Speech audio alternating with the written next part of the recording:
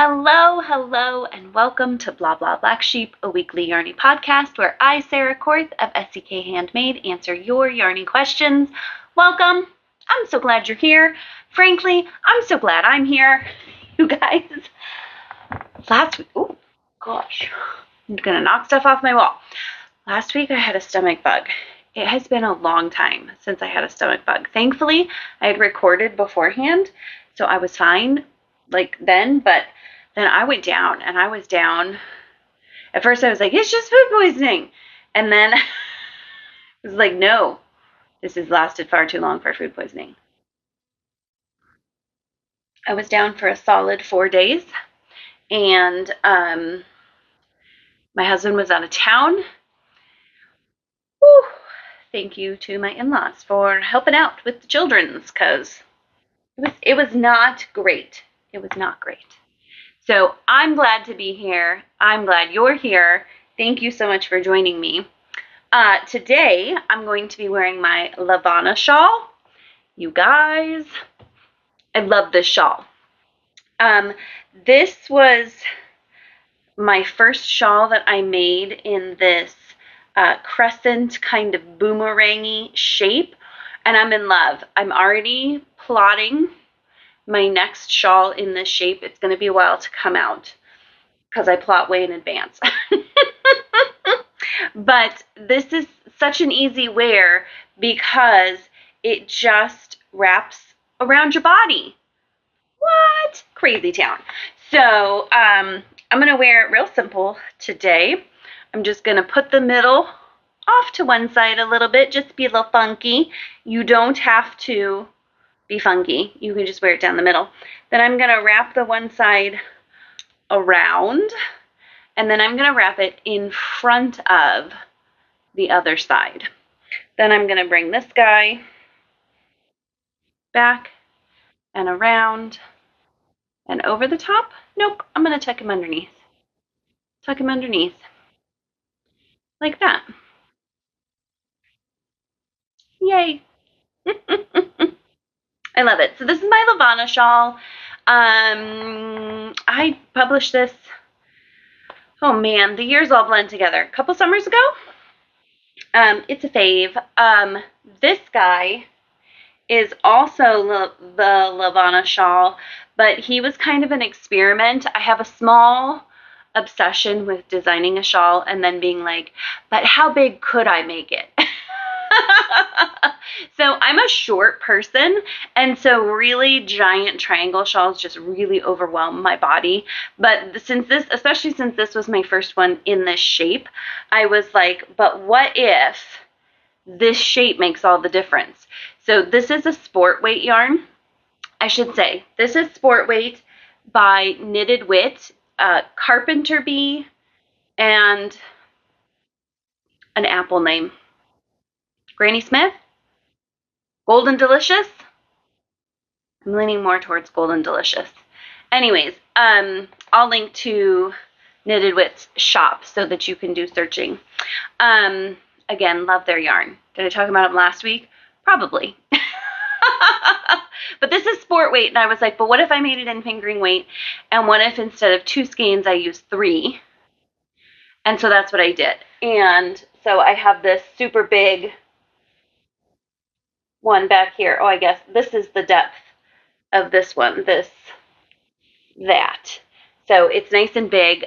It's lightweight, and yes, in case you were wondering, the answer to my question that I asked myself is yes, the shape made all the difference. It comes, because I'm such a short person, it comes really low on me, but I can wrap all up in it and not have it be too overwhelming. So I love it. I do have a what's it called? A project on that one that tells you how I modified the pattern to make the giant fingering weight one. So I'll link to all the things so that if you want to make one too, you can. Yay. You guys, I did not drink coffee for like a whole week because of my tummy issues. And oh man, yesterday I drank 2 pots of it. That was too much. That was too much. I was like, you gotta rein it back in, Sarah. So, what is bringing me joy? coffee, obviously, but you guys, while I was sick, I was okay enough to start on my next project, my next design project. And so I swatched and I swatched and I swatched and I swatched. This was not an easy one. I thought I was real stuck on a stitch pattern. It was not having it. It was not working the way I wanted it to. So I shifted gears and I found something I'm absolutely in love with, but that's not what I'm going to show you. I want to show you the yarn that I'm using, which if you've been with me for a few episodes, you've already seen this yarn in skein form, hank, oh my gosh, in hank form, and I caked it up. This is Friendship Bracelet by February Fiber Co. Oh my goodness. I've already messaged Jess and been like, I think I need more. It is total gorgeousness to work with. I can't wait to show you what I'm making. It's not coming out until the end of April though. So I'm doing something fun for local yarn shop day. So keep an eye out for that.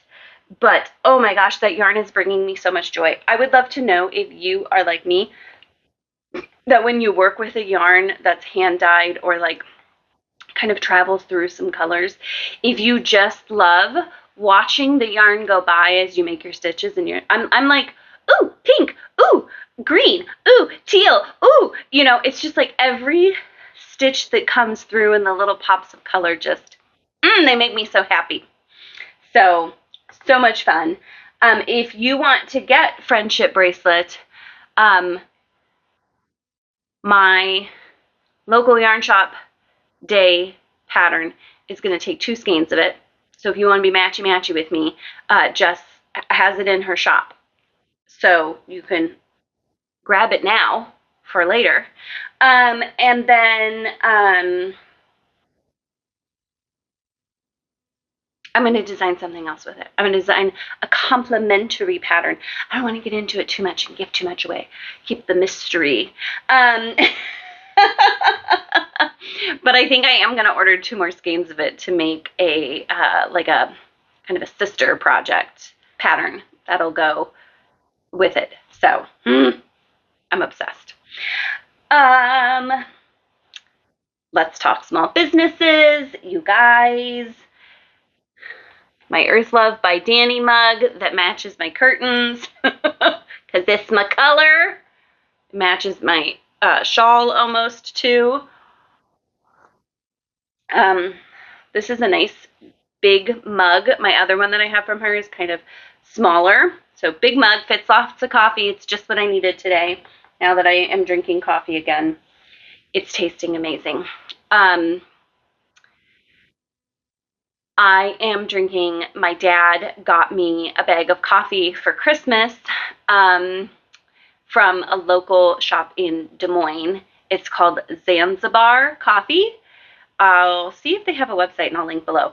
Great little coffee shop. I don't know if you can order and have it shipped. I kind of assume you can, but I'll check it out. Highly recommend. I'm drinking their house blend right now, which is what Dad got for me. It's delicious. My favorite is their, I think it's called Chiapas Mexican blend. So good. So highly recommend. Great small business to support if you're a coffee person like I am. Okay, I have to confess. Oh, no, back it up. Okay, earrings. These are by, oh gosh, I'm going to take one off and see if I can get you to see it better. These are by Fiddle and Grace. I love these earrings. There we go. They are just plastic, but it's like etched, probably just laser engraved. But I love that flower pattern. I had something else picked out, but it had the wrong color of teal in it. And I was like, oh, you know what? These go with everything. So I really love them. I have 3 pairs of earrings from them. So they've got lots of cute stuff. And of course, I will, sorry, there goes Weston. I will link them below as well. Okay, now I'm going to tell you what I'm a little embarrassed about. So I really told myself that this year really what I told myself was every skein of yarn that I buy that goes into a design is going to come from my business budget. Sometimes I'll just like fudge a little and be like, oh, that's pretty. I'll buy it with personal money. And then I end up using it for a design. And I'm like, no, let's not lie to ourselves. Every one of these is going into a design at some point. You just need to pay for it with your business money. So then I thought that that would help me contain myself. And for a little bit it did. But I've done a lot of unboxings here lately. But I'm going to cool my jets now until I buy more yarn from Jess. Anywho, Yarn Cafe Creations was having a clearance sale. She was clearing out all of her past year stuff to make room for this year's stuff. You guys, the prices were so good, and the colors were so good, I could not pass them up. So I got my yarn from her last week, and I was like, ooh, I'm just going to take a look. Well, first of all, this big box showed up on my doorstep, and I was like, what the heck is that? And then I saw the name on it, and I was like, yes! I opened the box, and I was like, first of all, these are amazing. Love this packaging. That's so awesome. I'm going to carry all my stuffs in these. And you know what this one would be great for? At first I thought, oh, projects, but I'm about to go do some traveling again, and I like to take my handmade stuff, but it always makes me so nervous that if I pack it in a suitcase, especially if I'm flying, that somebody's gonna unzip my suitcase to like security check it or whatever and zip one of my handmade items into the zipper. The thought of it makes me a little nauseous. But I could put my handmade stuff in here, and then they'd all be contained and couldn't get snagged by zippers. That might be what I use this one for. So then I was like, oh, I'll just take a little sneaky peeky. But can you hear? They are all individually wrapped in tissue paper. So then I was like, okay, well, that's a sign. I need to unbox with you guys. So let's check these out in person. This was not a mystery. She did have a mystery, a place where you could choose mystery. Here's the thing. I did several mysteries last year, and I'd say a little over half of them I was very lukewarm about. And so I was like, no more mysteries. So one of the things I would like to do is do some more designs in sport weight yarn. I was really surprised at how popular this one was. And when I asked, like, do you mind sport weight yarn? People were like, oh no, we love sport weight yarn. I feel like it's like almost fingering, but not quite. So people are a little more comfortable with it. Sometimes I have lots of fingering. You know me, I'm obsessed with fingering yarn. So I was like, okay, first of all, I was like, okay, I'm going to get 2 of these. And then I was like, but what if I run out? I'll never be able to get it again. I need 3. So I got 3. Let's open them. I don't recall the color reading. Okay, so they all are wrapped. How sweet is that? And now that I did all that talking, let's see if it is what I said it was. Okay, so yes, it is sport weight. It is 100% superwash merino, 128 yards per 100 grams. This is called Blue Water Breeze. Look at that. Look at that. It's my color. I wasn't going to get anything else. And then I saw this and I was like, okay, never mind. Yes, please. Oh, that's cute. This is like almost like coffee mug to go bands. I wonder if that's what it is. And then they've got these little snaps. That's kind of fun. Okay, so I got 3 of those. Let's open all of them.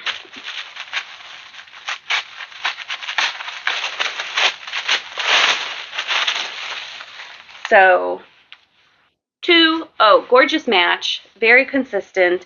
I don't know if you can tell though, it's not just like solid, it's like a semi-solid with like some little differences. Real depth to the color, very pretty. And I will say, I don't know, I didn't check before I came on, but I assume if she has stock left, that they're still on sale. Part of the reason I got what I got, though, was that there were lots of like 1 or 2 skeins left. So for a shawl, I was like, probably not a bad idea to have 3. We'll see. And then I do a ton of my tiered patterns in worsted weight yarn. So I would have gotten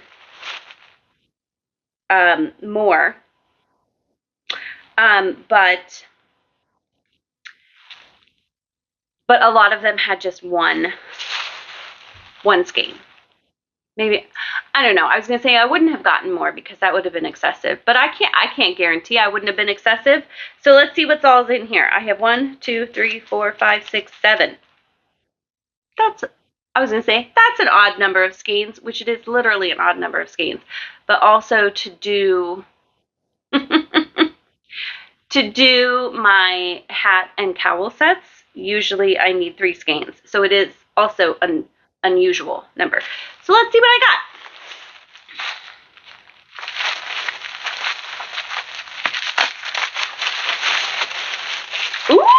Ooh, that's gorgeous. All right, this is called September Storm. Look at all those colors. Gorgeous. Wonder how many of those I got. I wouldn't be surprised if I was like, oh, there's only 4 left. I'll just get 4 of those. Nope, this is different. Ooh, Huckleberry Pie.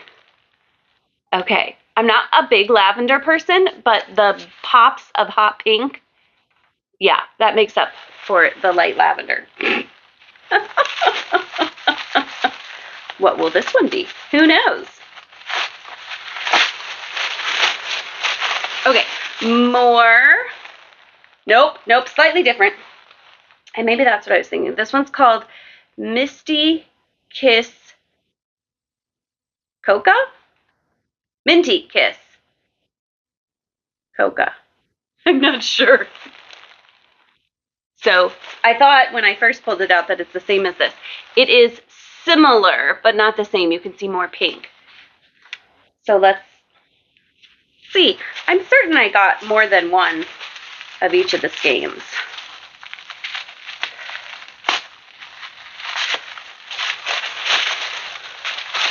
Okay, yes. So this is the second Minty Kiss. I'm running out of room. Places to put these. I need a bigger table when I do this. Let's see if this is a third one. Yes. Okay. So I have 3 of the Minty Kiss. Gorgeousness. Look at that green in there. Oh! And then just like pops of bold. I love it. So this is 100% superwash merino, 218 yards per 100 grams, which is like right on, spot on with other, our cute little business card, spot on with other worsted weight yarns I make my tiered patterns out of, so it's perfect fit. All right, okay, this is a second, whoa, I lost it. This is the second September Storm. Gorgeous. And then I assume this is a third September Storm. Nope. This is a second Huckleberry Pie. What was I thinking? I don't know. We'll see. I'm sure I will find some gorgeous things to make this out of these. And yeah, so fun. So these are the three colors that I ended up with. The other one in the middle. There we go. those three, love them all. Love them all. Okay, so for now, I'm going to stick them back in this gorgeous bag. Yeah, so that I can set them on the floor without them getting dog fur all over them. Yay! Okay, you guys, if I unbox something next week, harass me. It's gotten out of control.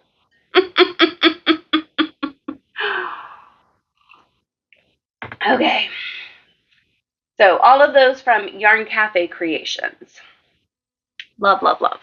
And I have, I got some of her yarn last year that I've just been ogling. I have not made into anything yet.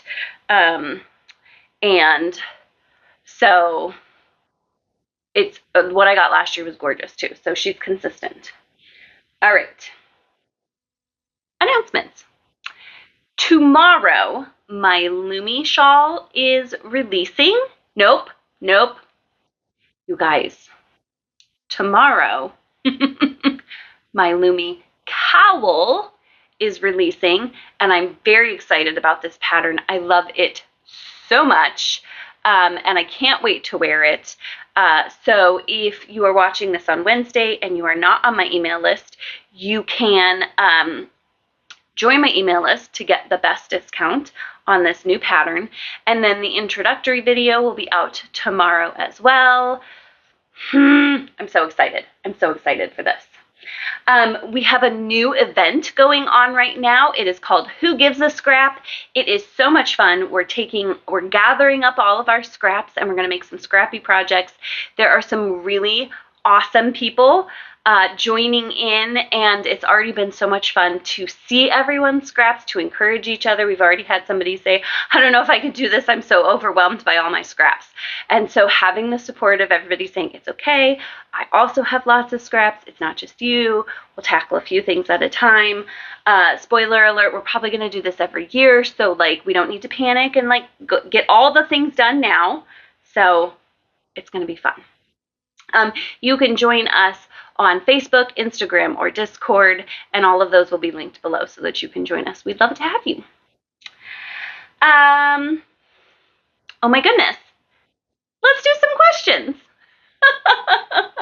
I would love to answer your question. If you have a question, there is a link in the description below that takes you to a Google form. You just put your question in there. It fills it into a sheet for me so that I can keep track of what I've answered and what I haven't. And I'd love to know what you would love to know. So please fill out the form. Ask me your questions. All right. Question number 1. I'm making a hat and I can't meet gauge. I can either meet stitches or rounds. I've decided to go with the hook that meets stitch gauge, but now I'm stuck. How do I decide how many rows to take out? This is a great question. Okay, so we have talked about gauge before and how it's really challenging to meet both stitches and row height for lots of reasons. The main one being that you are a person and the designer is also a person. And so all these factors that make you not a machine make matching their gauge perfectly a challenge. So I think that's a great idea. Your head around, you really want to have it fit over your head. So that's important. So I applaud your decision to go with the number of stitches, the gauge that meets the number of stitches. Now, it sounds like, because you say, how do I decide how many rows to take out? So it sounds like your row height is taller than the row height of the designer. So if you just did the same number of rows, because each of your rows is taller, you would, you would end up with a really tall hat. Really tall hat. I don't know if it's that dramatic. But even if it's not super dramatic, the difference, each row adds that little bit of difference. And so you can end up with something dramatically larger even with a small-ish difference. So, okay, here's the deal. First of all, you need to know what height you're aiming for. So not everyone needs the same hat height. I know that I have told you in the past that I have a small head. Actually, quick sidebar. I have wanted for a long time to have fun, cute glasses. And so I bought some fun, cute glasses, and they have been ill-fitting ever since I bought them. And so I went on one of those glasses websites, and I started comparing a pair of glasses that I really like to a pair of glasses that to the glasses measurements on the website. I ordered a couple pair. I'll share them if they fit when they come, which I really hope they do. Here's the thing that I found out. I was for like almost at least a year, I've been frustrated that these glasses, the fun, cute ones, don't fit like I want them to. Well, when I measured the pair that fit me really well, and I measured the pair that I want to fit me really well, the pair that I want to fit me is bigger. You know why? Because I have a child-size head. So I can't just buy any adult glasses willy-nilly. I probably could buy child-size glasses willy-nilly. So my head is small. And we've talked about how it's small in it's I don't know, it's maybe average-ish in circumference, but it's definitely small in height. So the Craft Yarn Council says that hats should be like standard hat height for an adult hat is 9 inches tall. If I make a hat that's 9 inches tall, it is slouchy on me because my head is short. So if I weren't designing for a pattern and I were just making a hat for myself, I would actually make it about 8 inches tall. So that's something to know about yourself. Like how big is your head around? But also if you measure from like the top of your head, and I guess it depends on how you wear your hat. So I don't wear my hat straight down because then I look like I'm hairless. So I wear my hats tipped back on my head. So I want the brim, or I want my hat to set, oh my gosh, I want my hat to sit, the top hits about where my calic is. So I need it to go from about there, and then I measure about to the bottom of my ear, because I live in Wisconsin and it's cold and you need it to cover your whole ear. So from there to there is about 8 inches on me. So I know that if I were making a hat to fit me perfectly, I would aim for about a 20-inch circumference and about 8 inches in depth. So that is another thing that's great to know. If you're going to make adjustments anyways, you might as well make adjustments for it to fit you perfectly. So my sister, on the other hand, has a slightly larger than normal sized head, and she has super, like, her hair just has beautiful body, which mine doesn't. And so she needs a bigger hat, both in circumference and in depth. I mean, she's quite a bit taller than me, so that also makes sense that her head is proportional. But we have to know these things or we end up making ill-fitting hats.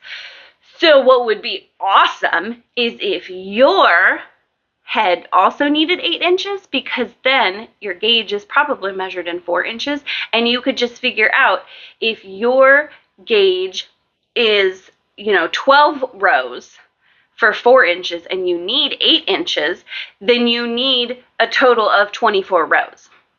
So from there, then you would go ahead and see that the decreases are over 5 rows, and so I need to make 19 rows before I make my 5 rows of decreases. So you can math it out like that. The other thing you can do is you can kind of like meh it, and you can work your hat, and you can put it on your head and be like, oh, am I getting close to where my head shapes, because we're circular, right? And you'll know if you put your hat on your head, whether you pull it down and you're looking at the top of your head, or you set it back and you're looking more at the back of your head, you're going to see, can I see the round part of my head over the hat? If the answer is yes, then it's probably time to start decreasing. If you can't see any of your head, then you've gone too far. And then you just frog back a couple rows and then start the decreases. So the great thing about yarn is that you can tear back and start again. And you don't need to start all over again. So the main thing is try it on, try it on, try it on. So, oh my gosh, I feel like I'm gonna sneeze. So, don't wait until the end and then put it on your head and be like, oh shoot. The last few rows of decreases, if it's a fitted hat, will be closing in the gap. So you should be able to, you can have a hole like that big. And I don't know if you could see that. And it should fit over your head the rest of the way. And then those last few rows of decreases are just going to be covering the middle. They're not going to give you a lot of height when it's on your head. And so try it on. That's where I was going with that. Try it on, and then you'll be able to tell, do I need more? Do I need less? And if you try it on before you're completely done, then you can see how you're going. And if you've started decreasing and you're like, no, I got a lot of space up here, then you can tear back before you've fully finished. The great thing is once you're to the decreasing, you're getting fewer and fewer and fewer stitches. So having to tear that back isn't that bad. So you can either math it and say, I need 8 inches, and this 4 times 2 is 8, and so my gauge row times 2 is how many rows I need in total. Then figure out how many rows of decreases there are and work to that number of rows. You can also just say, this is harder. If you have a pattern that tells you how deep the decreases are, so I like to make my hats as adjustable as possible, especially in my tiered pattern system. So I often will tell you how many inches the decreases are.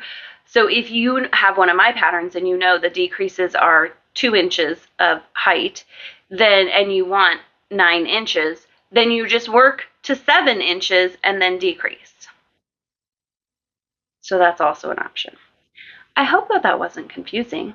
If you have further questions about that, please let me know. The tricky part comes in when you've got an intricate pattern or a row repeat. Then you kind of need to figure out from the top down, do you need to start partway through the pattern? Because you're going to want to be at the same part of the pattern when you start decreasing, or it's going to like the order of the hat isn't going to line up correctly with the decreases. And it's much harder to muck with decreases than it is the bottom, the straight bottom of a hat. It also goes in the opposite direction, right? So this person's stitches are too tall, but if your stitches are too short, you can do the same thing, but only you'll be working more rows instead of less, or rounds. So there you go. Let's talk question number 2. All right. I'm very unhappy at my job, and I dream of making crochet my job. I know I could sell my crochet, but what other jobs are there in crochet? Okay. This is a great question because I feel like unless you are in crochet, you don't necessarily know all the things. And I will say I don't know all the things either. So if you know of a job I'm missing, let me know. So you're right. You can make items and you can sell them. And some people love that and thrive at it. If you want to know why I don't love it or thrive at it, you can ask. You can be a pattern designer, and so create your own patterns and sell those. That's an option. You can be a yarn dyer. which that's going to take, well, I mean, all of these take some doing. Let me preface this by saying I would not quit your job and dive into these. I would get going on these, and then when you get to a point where you feel comfortable financially, I don't know your financial situation. I don't know if you could quit your job and it would be fine, or if you need your job to buy food and whatnot. But product seller, yarn dyer,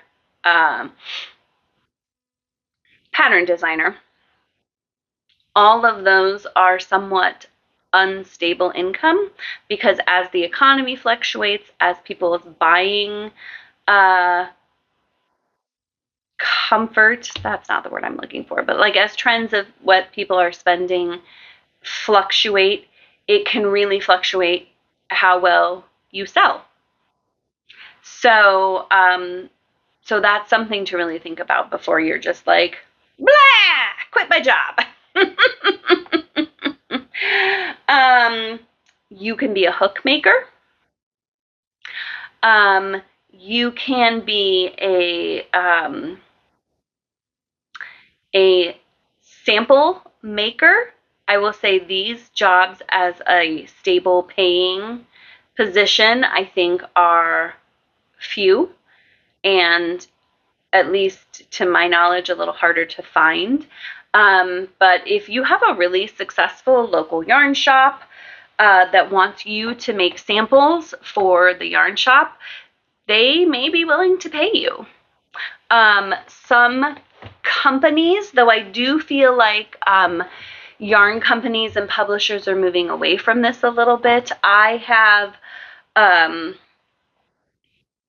made all of my own samples when I've designed for other people and companies, but some, I imagine, still have sample makers that get paid. So that could be a way that you could crochet and make some money. I really want to get, I have this dream. Nope, not going off on that tangent. Ask me about my tangent and I'll tell you next week, because it'll just take too long. And we're already at a good amount of time. So, so a sample maker is something you could do. You could work as an employee at your local yarn shop, or a local yarn shop, you know, close-ish. That could be something that's maybe like a good way to dip your toe in, a great way to like share your knowledge of yarn without being like the person in charge of running a whole business. I will say definitely one of the downsides of making your craft your business is the fact that there are business things to be done. When I'm done recording this, I'm going to sit at my computer for the rest of the day. I'm not going to sit and crochet all day. It's more computer sitting time than crocheting time, if I'm being real honest. And so, you know, I don't think the life of making your hobby your job is as glamorous as some people think. So that's just something to think about. You could become a tech editor. A tech editor is someone who takes patterns that have been designed and goes through them and looks. It's like an editor for a magazine or a newspaper or a book publisher. I'm like, a book company? That's not. Book publisher. They need people to edit. Well, we need people to edit patterns too. I would say there is a severe shortage of really highly qualified crochet tech editors. And so if that kind of stuff is something your brain really likes, it's mathy. Like, you need to be able to math it out. You need to be able to like visualize a pattern and see if it's working without actually crocheting the whole pattern.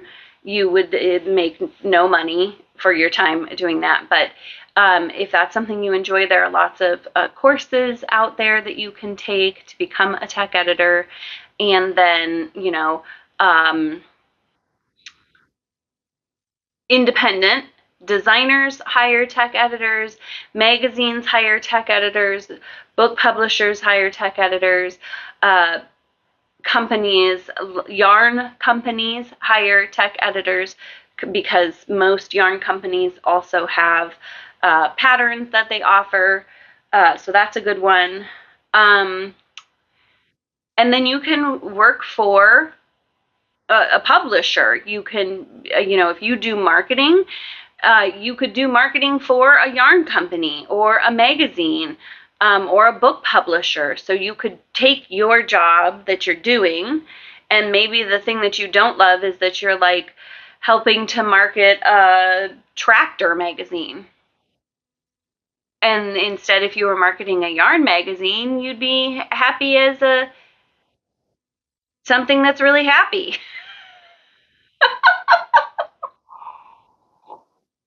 I started down that road and then I had nothing. You could be a social media manager if that's something you love and you're good at. You could be a virtual assistant for someone in the yarn company or in the yarn business. You could be a project coordinator. There are people, like when I work with Blue Sky Fibers, let's say, they have someone whose job is to coordinate the designers and the collections and get the yarn out to people and check in with the designers and make sure their designs are going to come in on time, and then coordinate with the tech editors to get them connected with the designers so that the patterns can be published, yada yada yada. So there's that person. I'm sure there are all sorts of logistic managers as far as shipping and sales and all of that kind of stuff. So there's a lot out there. I do think the yarn world is maybe a little more mysterious and hard to find exactly what's out there, but go to some of your favorite yarn companies. If you'd really like to work for someone else, go to Lion Brand, We Crochet, the Fiber Company, Blue Sky, Malabrigo, other people I'm forgetting, Plymouth, Barocco, Cascade. Is that Plymouth? I don't know. Go to their website, see if there are job openings. Maybe there's something there for you. Being miserable at your job is real miserable, as I'm sure you know. I think we've all probably been there at some point where our job was just a slog and not where we want to be. So I feel for you, and it's hard. I don't want to discourage you. I just want to be realistic about what making what making your hobby your job is like, and that it's not always something that you just pick up and you've replaced your, so many thousands of dollars a year income in. I know it can seem that way from social media. But if there's one thing I've learned from social media, it's that you can never tell how successful someone really is based on their social media. So I wish you the best of luck. I hope that if you don't find something in the yarn community that brings you an income, a job, that you find another job even related to what you're already doing that brings you joy, because we all deserve to have joy in our lives. My husband switched jobs not quite a year ago, and it's changed the whole feel of our family because he's much happier now. So it's important. So that's my. I always think 2 cents, and then I'm like, Sarah, you have never had 2 cents in your life. You've always got at least $1.50. So there you go. That's all I got to say about all those things. Thank you so much for joining me today. I had a great time. I hope you had a great time. Leave your comments below. I'd love to hear what you're working on, what's bringing you joy, if you can think of any other yarny related jobs that that you've heard about that this person might find helpful. Let us know. I'm certainly not the #1 expert, and so it's a community. Chat me up. Do all the YouTubey things. You know what they are. I'd love it if you'd, subscribe so that we can chat again later. And don't forget to join Who Gives a Scrap. It's so much fun. I have a scrappy project started that I haven't shared yet. I really should do that. So thank you again for joining me. And as always, happy crafting.